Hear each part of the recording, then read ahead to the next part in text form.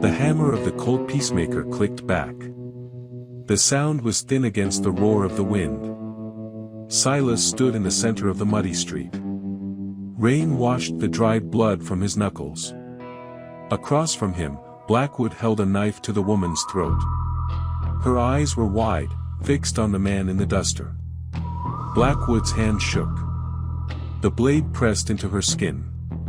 A single bead of red ran down her neck. "Drop the iron, Silas," Blackwood screamed. His voice cracked. "Drop it or she bleeds right here." Silas did not move. He did not blink. Water dripped from the brim of his black felt hat. His pale gray eyes were flat. They held no anger. They held no mercy. "You have 3 seconds to walk away," Silas said. His voice was a low rasp. It did not carry a threat. It stated a fact. "I'll kill her." Blackwood shrieked. "I swear to God." "1," Silas said. He shifted his weight. His boots sank an inch into the muck. "You're a dead man." "2," Silas said. His finger tightened on the trigger. He did not look at the 4 men stepping out from the shadows of the livery stable with rifles leveled at his chest. He only looked at Blackwood. 3. The hammer fell. The sun was high enough to crack bone 3 days earlier. If you respect the code of the high plains and the weight of a man's word, subscribe to this channel. There are more stories to tell. The horse was a buckskin with a black mane. It was tired. Its head hung low as it moved through the alkaline dust of the valley floor. Silas sat straight in the saddle. He felt the heat through his canvas duster. It pressed against his shoulders. The air was dry. It tasted of salt and old sage. He reached the outskirts of Oakhaven by noon. It was a town built on greed and timber. The smell of fresh-cut pine hit him before he saw the first buildings. It was a sharp, clean smell that did not belong in the desert. He passed the first few shacks. They were made of scrap wood and sod. Children with dirt-streaked faces watched him from the shadows. Silas did not look back. He kept his eyes on the road ahead. He reached the center of town. It was a single street lined with 2-story buildings. The paint was peeling. The boardwalks were uneven. He steered the buckskin toward the livery stable. A young man sat on a crate by the door. He was chewing on a piece of straw. He looked up as Silas approached. "Water and grain," Silas said. He dismounted. His joints popped. He felt the weight of the peacemaker on his hip. It was a familiar weight. "2 bits," the boy said. Silas reached into his pocket. He pulled out 2 silver coins. He placed them in the boy's palm. He did not hand them over. He placed them. His word was his bond, and his money was earned. "Check his shoes," Silas said. "The front left is throwing a nail." The boy nodded. He took the reins. Silas watched him lead the horse into the cool darkness of the stable. He waited until he heard the horse drinking from the trough. Only then did he turn toward the general store. The store was dim. It smelled of tobacco, salted pork, and floor wax. An old man stood behind the counter. He was wearing a gray vest over a white shirt. He was polishing a glass jar. He stopped when Silas entered. The bell above the door was still ringing. "Need supplies," Silas said. "Help yourself," the old man said. His voice was thin. He looked at Silas's duster. He looked at the way Silas moved. He saw the economy of motion. He saw a man who did not waste energy. Silas walked the aisles. He picked out a tin of coffee. A bag of dried beans. A box of .45 caliber cartridges. He set them on the counter. A heavy thud echoed from above. It was followed by a sharp, muffled cry. It sounded like a woman. Then came the sound of a chair scraping across floorboards. Silas looked at the ceiling. He looked back at the old man. The old man's hands were shaking. He went back to polishing the jar. He did not look up. "Wind," the old man whispered. "There is no wind," Silas said. The old man didn't answer. He started ringing up the items. His fingers fumbled with the keys of the register. Silas leaned against the counter. He didn't push. He waited. He knew the sound of pain. He had heard it in every town from the border to the territory line. A man walked into the store. He was large. He wore a sheepskin vest and a silver star on his chest. A sheriff. But he didn't walk like a lawman. He walked like a man who owned the air he breathed. Two other men followed him. They were younger. They had the look of hired muscle. Long arms and empty eyes. "Who's the stranger, Miller?" the sheriff asked. The old man behind the counter swallowed hard. "Just a traveler, Sheriff Miller. Buying coffee." The sheriff walked up to Silas. He was a head taller. He smelled of whiskey and cheap cigars. He looked Silas up and down. He looked at the holster. The leather was worn. The hammer of the gun was exposed. "We don't like strangers in Oakhaven," the sheriff said. "Especially ones that carry iron like that." "I'm passing through," Silas said. "Pass through faster," the sheriff said. He leaned in. "We got a quiet town here. We like to keep it that way." Another thud from upstairs. This time it was followed by a sob. It was clear. It was desperate. Silas looked the sheriff in the eye. "Someone is hurting up there." The sheriff's face hardened. He stepped closer. His hand rested on the grip of his revolver. "I said it's a quiet town. Maybe you didn't hear me." "I heard you," Silas said. "I also heard the woman." The two men behind the sheriff moved. They fanned out. One moved toward the door. The other moved toward the back of the store. They were flanking him. Silas didn't move. He stood perfectly still. He was a pillar of salt in a storm. "That's Blackwood's business," the sheriff said. "He owns this store. He owns that house on the hill. He owns everything you see. And what happens behind his doors stays behind them." 5 years, the old man behind the counter whispered. He couldn't help it.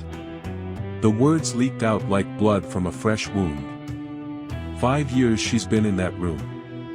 The sheriff turned and backhanded the old man. The jar of glass shattered on the floor. The old man fell against the shelves. Tins of peaches tumbled down around him. Silas's hand didn't go for his gun. He simply moved. He caught the sheriff's wrist before he could pull back for another strike. Silas's grip was like an iron vice. The sheriff's face went from red to purple. "Let go," the sheriff choked out. "He's an old man," Silas said. His voice was a dead calm. "He has nothing left. You don't take from a man with nothing." The sheriff tried to pull away. He couldn't. The two deputies drew their guns. Silas saw the movement in his peripheral vision. He didn't look at them. He kept his eyes on the sheriff. "Tell them to put the iron away," Silas said. "Before this gets loud." "Kill him," the sheriff yelled. Silas swung the sheriff's arm. He used the big man's weight as a shield. The first deputy fired. The bullet hit the sheriff's shoulder. The sheriff screamed. Silas shoved the sheriff into the second deputy.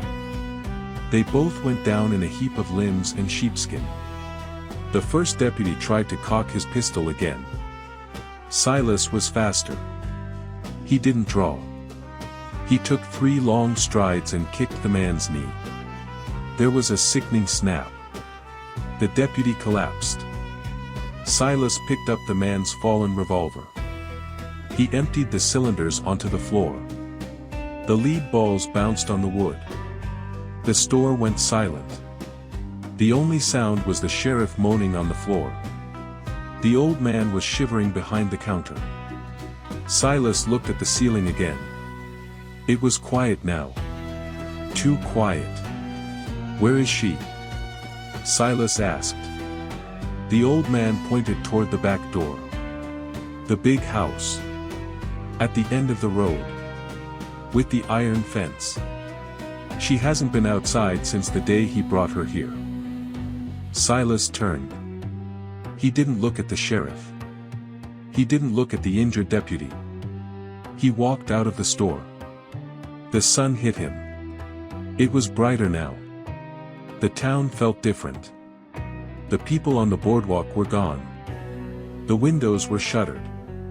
They had heard the shot. They knew what was coming. He walked to the livery. The boy was hiding in a stall. "My horse," Silas said.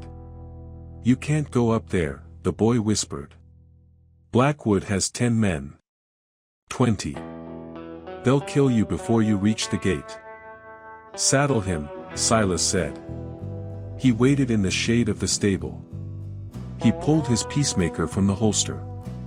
He checked the cylinder. 5 rounds. He kept the hammer on an empty chamber. It was a habit from the old days. He pulled 5 more rounds from his belt and filled the empty chamber. 6 now. He was going into a house. 6 was better than 5. He mounted the buckskin.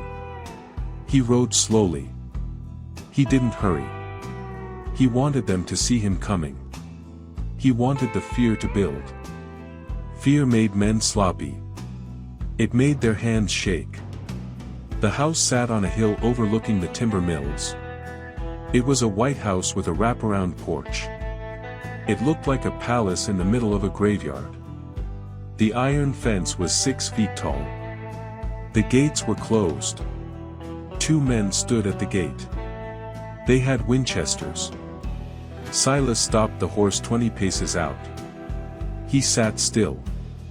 The horse blew air through its nostrils. "This is private property," one of the guards said. He leveled the rifle. "Turn around." "I'm here for the woman," Silas said. The guards laughed. It was a dry, hollow sound. "Lots of people want things. Doesn't mean they get them. Go back to the hole you crawled out of." "I'll give you one chance," Silas said. "Open the gate. Walk away. You don't have to die for another man's sin." The guard on the left stopped laughing. He saw Silas's eyes. He saw the way the man sat. There was no hesitation in him. He was a man who had already decided what the end looked like. "Get him," the guard said. He raised the Winchester. Silas spurred the buckskin. The horse lunged forward. Silas drew in one motion. The peacemaker barked. The bullet caught the first guard in the chest. He flew backward against the iron bars. The second guard fired, but the horse was moving. The bullet whined past Silas's ear. Silas fired again. The second guard's shoulder exploded. He dropped the rifle and fell to his knees. Silas didn't fire a third time. The man was down. He wasn't a threat. Silas rode the horse straight into the gate. The iron groaned but held. He dismounted.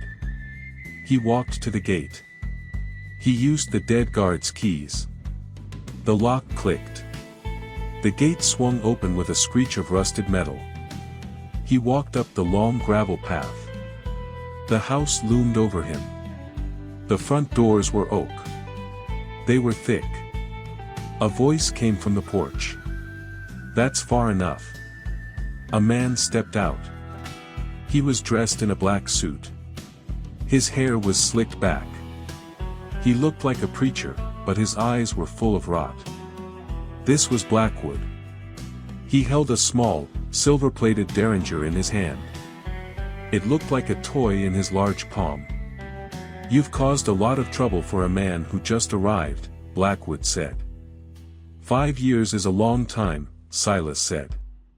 "She's my wife," Blackwood said. "By law and by God." "She's a prisoner," Silas said. "There is a difference." Blackwood smiled. It wasn't a kind smile. "In this town, I am the law. And I am the only God they see.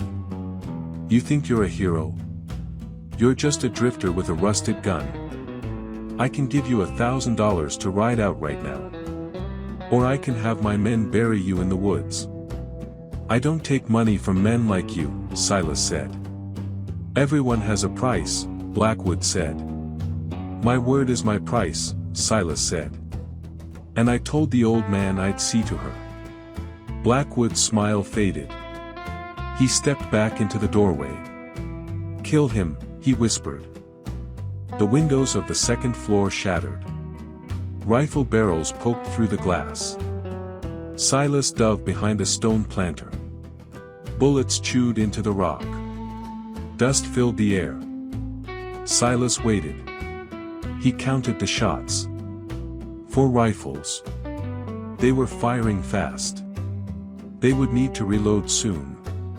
He heard the pause. The metallic snick of levers being worked. Silas stood up. He didn't run. He walked. He fired at the first window. A man screamed and fell through the glass, landing hard on the porch roof. Silas fired at the second window. The wood splintered. The rifleman ducked. Silas reached the porch. He kicked the front door. It didn't budge. He fired 2 rounds into the lock. He kicked again. The oak splintered. He stepped inside. The foyer was cool. It smelled of expensive perfume and stale air. A man ran at him from the dining room with a Bowie knife. Silas didn't use the gun. He stepped aside and slammed the butt of the peacemaker into the man's temple. The man went limp. Silas moved through the house. He was a ghost in the hallway. He checked the rooms. Luxury everywhere. Velvet curtains. Crystal chandeliers. But the doors had heavy bolts on the outside. He reached the end of the hall. A single door stood there. It was reinforced with iron straps. There was a small sliding grate at eye level. Silas looked through the grate. The room was small. It had a bed, a chair, and a wash basin. A woman sat on the bed. She was wearing a tattered blue dress. Her hair was thin. Her skin was the color of parchment. She looked at the door. There was no hope in her eyes. Only a dull, flat expectation of more pain. "Are you Clara?" Silas asked. The woman didn't move. "He'll kill you," she whispered. Her voice was like dry leaves. "He's going to try," Silas said. He looked at the lock. It was a heavy deadbolt. He didn't have the key. He looked around the hall. He found a heavy bronze bust of some Roman general on a pedestal. He picked it up. It weighed 40 pounds. He slammed it against the lock. The wood groaned. He slammed it again. And again. On the 4th strike, the frame gave way. The door swung open. Clara stood up. She backed into the corner. She held her hands up to protect her face. It was a reflex. A 5-year-old habit. "I'm not here to hurt you," Silas said. "He's coming," she said. "He's always coming." "Get your things," Silas said. I have nothing, she said. Silas looked at her. He saw the scars on her wrists. He saw the way she flinched at the sound of his boots on the floorboards. He felt a cold stone settle in his gut. This was why he carried the gun. Not for the money. Not for the fame. For this. Then we leave now, Silas said. He took her hand. Her skin was cold. He led her out of the room. They walked down the hall. They reached the stairs. Blackwood was waiting at the bottom. He wasn't alone. 6 men stood with him. They had shotguns and revolvers. They held them with the confidence of men who knew they had the advantage. You're not leaving with her, Blackwood said. Silas stopped at the top of the stairs. He put Clara behind him. He felt her shaking. Her hand gripped the back of his duster. She's coming with me, Silas said. You're one man, Blackwood said. You have maybe 2 rounds left in that belt. We have 40. Do the math, Drifter. Silas looked at the men. Most of them were locals. Men who worked the mills. Men with families. They looked uncomfortable. They didn't want to be there. But they were afraid of Blackwood. You men, Silas said. His voice echoed in the foyer. You have homes. You have wives. You have children. Look at this woman. Look at what he's done to her. The men shifted. One of them looked at Clara. He looked away quickly. He pays your wages, Silas said. But he doesn't own your souls. Not unless you let him. Walk out the door. Go home. I won't follow you. Don't listen to him. Blackwood shouted. He's a murderer. He killed Joe and Pete at the gate. They drew first, Silas said. I gave them a choice. I'm giving you the same one. Walk away. One of the men, a younger one with a dirty face, lowered his shotgun. She looks like my sister, he whispered. Shut up, Caleb. Blackwood snarled. He's right, Mr. Blackwood, Caleb said. This ain't right. We heard the screams. We all heard them for years. We just didn't do nothing. Caleb turned and walked toward the back of the house. Another man followed him. Then another. Blackwood screamed at them, calling them cowards, threatening to fire them, to burn their houses down. They didn't stop. They walked out. Only 3 men remained. The hard ones. The ones who liked the work. Looks like the math changed, Silas said. Blackwood's face twisted. He pulled a heavy Colt from his waistband. Kill them both. The room erupted. Silas pushed Clara to the floor. He rolled to the left as a shotgun blast shredded the banister where he had been standing. He fired. The man with the shotgun caught a bullet in the throat. He fell over the back of a sofa. The other 2 men fired.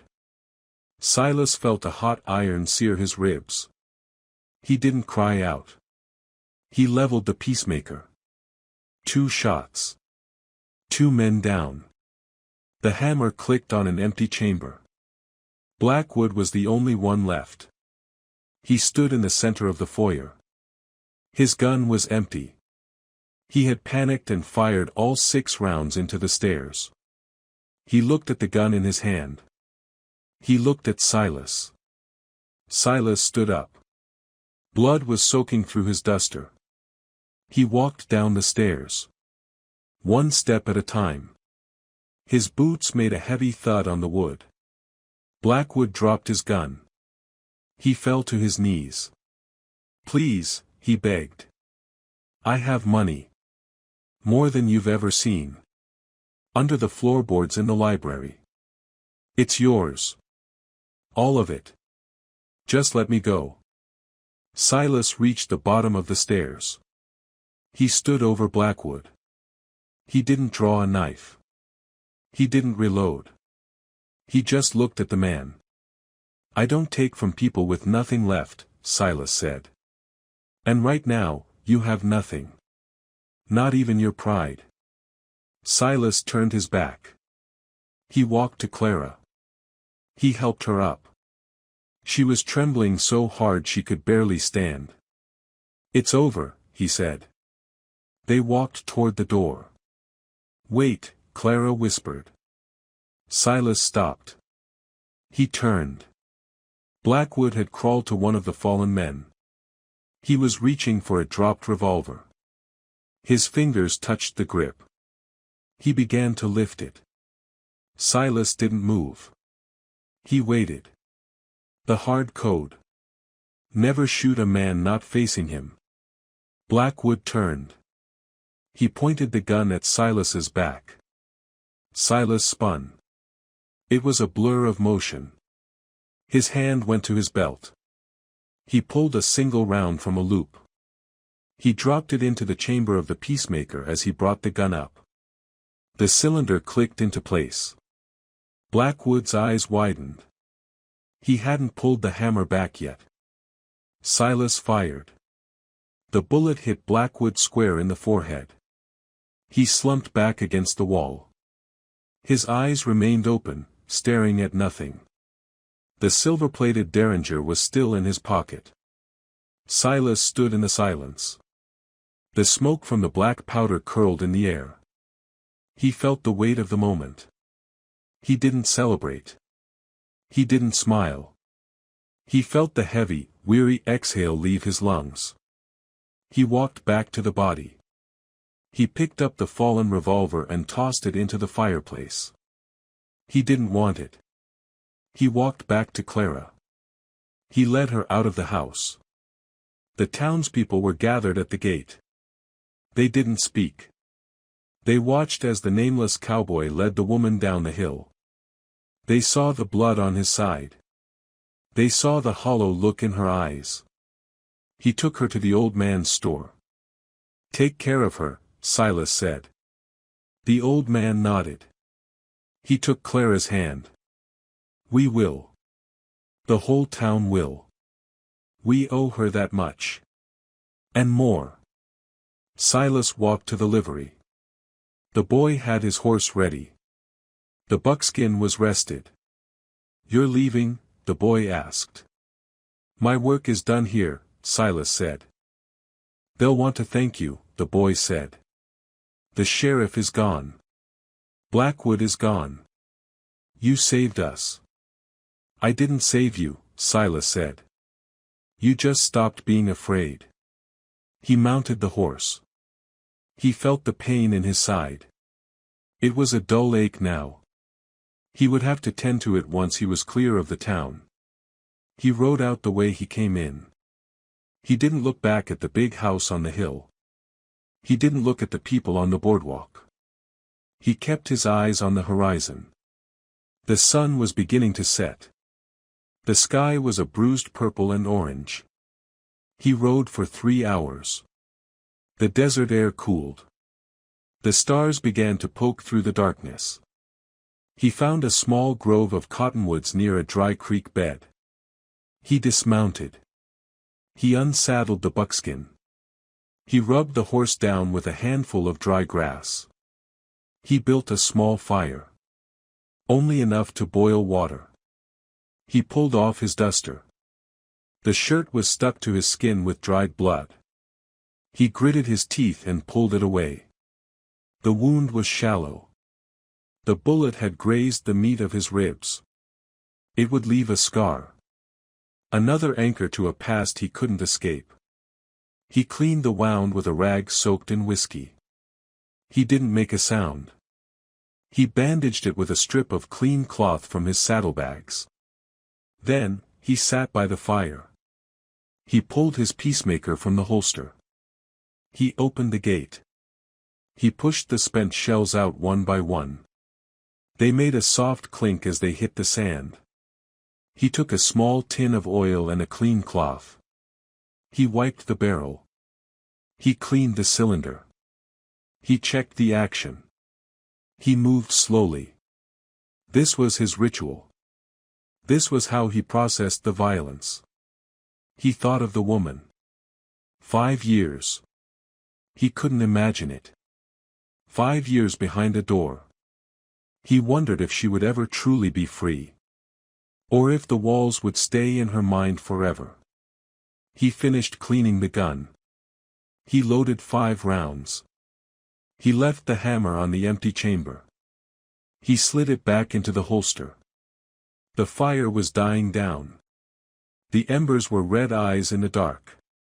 Silas lay back against his saddle. He pulled his hat over his eyes. The world was quiet. There was no wind. No screams. Just the sound of the horse chewing on a bit of grain. He would be in the next territory by morning. There would be another town. Another man with a star he didn't deserve. Another door that needed to be opened. It was a long road. And he was a man who knew every mile of it. He closed his eyes. He didn't dream. He just slept. The nameless cowboy rode because the world was broken, and he was the only one who knew how to fix the pieces. Subscribe to the channel to follow the trail. The ride has only just begun.